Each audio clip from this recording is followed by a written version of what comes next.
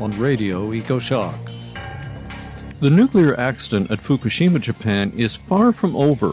3 reactors continue to melt down, and now there's a storm of international worry about nuclear fuel ponds tottering in blown-up buildings. The whole northern hemisphere is at risk right now. I'm Alex Smith for Radio EcoShock. We are joined again by nuclear industry expert Arnold Gunderson of Fairwinds Associates. Arnie Gunderson, a year ago you warned us right here on Radio EcoShock and to anybody else who would listen that a world-scale catastrophe was lurking in the nuclear fuel storage ponds of both reactors 3 and 4 at the Fukushima Daiichi plant in Japan. Why do you think this story is finally getting wider attention now, a year later?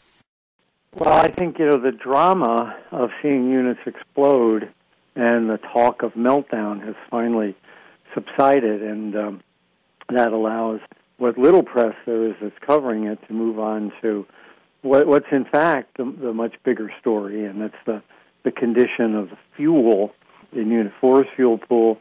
And I'm glad you mentioned it in the lead-in there, that Unit 3's fuel pool should also be a concern to policymakers.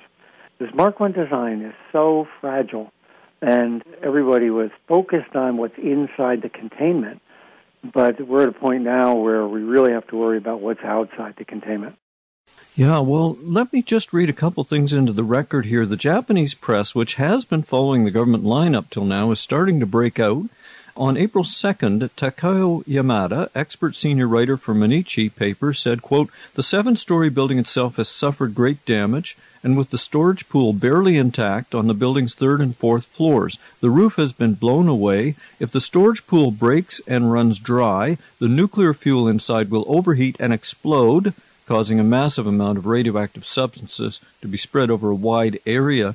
And we also had the unusual case of Japan's former ambassador to Switzerland, Matsui Murata, speaking out at a public hearing of the Budgetary Committee on March 22, 2012, and he told the Swiss if Reactor 4 fuel pool collapses, the cooling water for all 6 reactors could be shut down, as well as for a nearby spent fuel pool with another 6,000 rods. And then finally, Arnie, we have Japanese diplomat Akio Matsumura. He's blogging about this publicly. It's very surprising Japanese officials are speaking out. Why now? Do they know something we don't? Well, I've been working with Takeo Matsumura now for more than a year on this problem, and I have to give him a lot of credit. He has been persistent and single-focused on the issue of these fuel pools. But Gordon Edwards in Canada and I have been talking to Ambassador Matsumura frequently on the fuel pool issue. I'd like to think that the book we wrote has a little impact on this as well. They call it the kimono band. The colored band around the book, in Japanese only, says, the quote that they lifted from the book is that if Unit 4 collapses, you're going to have to evacuate Tokyo. But that's not news. It's a new book. But I think, the combination of Ambassador Matsumura's work for a long time now, basically a year, the book out there, and also, what amazes me is the frequency of earthquakes in Japan. It has been dramatically higher, actually leading up to the big 9.0. For about 3 or 4 months before that, there was a dramatic increase in the 4s and the 5s and the 6s in Japan. Something has shifted in the plates off of the coast of Japan.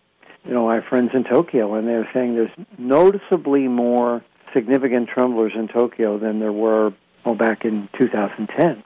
That combination is forcing people to realize that Fukushima is not going to go away anywhere anytime soon. Well, now, what is the book? Tell us about that. It's published by Shueisha. It's available in Japanese only on Amazon.jp.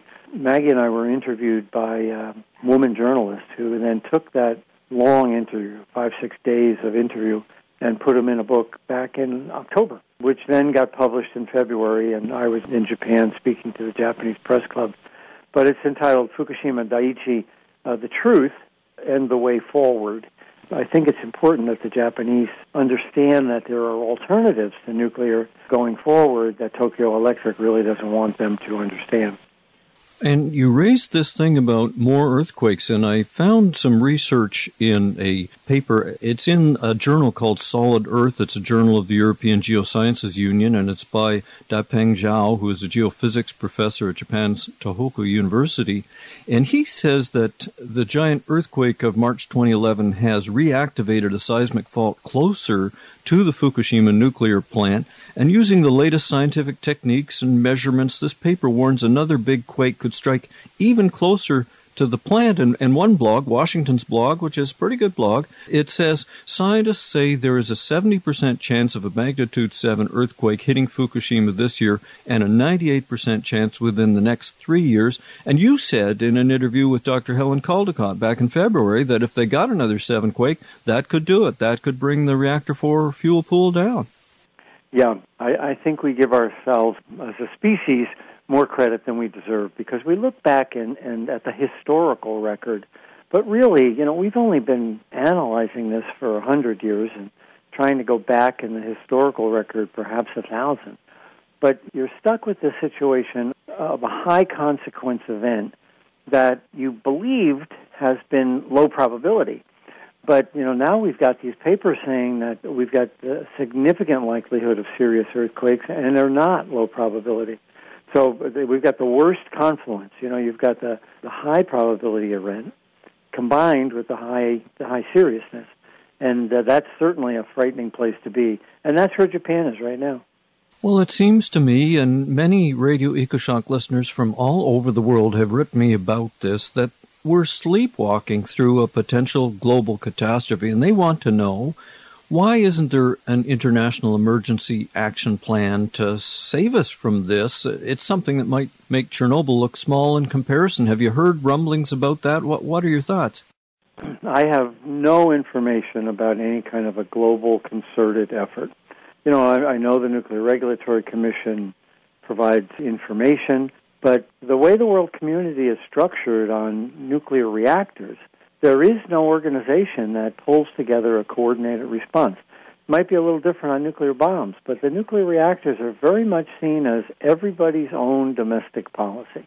Whether that's a developing country in third world or a massive industrial country like Japan, it's basically been hands-off. Each country has the right to monitor and improve or disassemble their own reactors. I don't understand that because, as you just said, we are looking at the possibility of a global calamity. But the way the international law is structured, and also, frankly, trying to get the interest of the State Department and the President is an incredibly difficult process. They bounce along to the worst problem right now as opposed to really recognizing that there's a serious one just over the horizon. Well, we have social protests and actions on all sorts of things, even 9/11 and all sorts of things like that, but I'm not willing to just sit here and wait and see whether myself and my grandchild are irradiated, to see whether the Japanese do something. I'm just not willing to wait for that. I agree with you, and I've been talking to as many government officials as I can, but I really haven't sensed that they have a fire lid under them on this. I guess that's a bad analogy when we're talking about fuel pool fires, but I really don't sense that they have any burning desire to tackle the problem. There's 3 ways you can tackle this problem. The first way is to gamble that the existing trolley is strong enough to put the spent fuel cask into the Unit 4 pool as it is. It seems like, I think Japanese officials are considering that as an alternative. The problem is that particular trolley is weakened by the explosions and the fire, and if you were to try it, it may fail, in which case it would puncture the floor of the spent fuel pool. The last thing in the world you want is, as you're moving fuel, is to drop a spent fuel canister through that floor, because it will crack the floor, drain the pool, and cause the worst imaginable accident, which Brookhaven has estimated at tens of thousands of people will die from cancers as a result of a fuel pool fire. So you don't want to go there. It's kind of obvious. So the second way would be to use those smaller cranes they have on site and develop a special canister that maybe would only move 2 or 3 pieces of fuel at a time, But you got to get it off of that high floor and onto the ground. And the faster, the better. So that's sort of my proposed alternative. They already have another fuel storage spot on the site. So if you could get the fuel off that pool onto the ground and then into that other spent fuel storage pool, the problem is 95% mitigated. And the third alternative is to build a building around the building and then put a heavy-duty crane on that building and use that. The problem there is that, like you said, the chance of a severe earthquake are significant over the next year or two. If you want to gamble that it won't happen, the best thing to do would be to build a building around the building and put a crane in there. But given the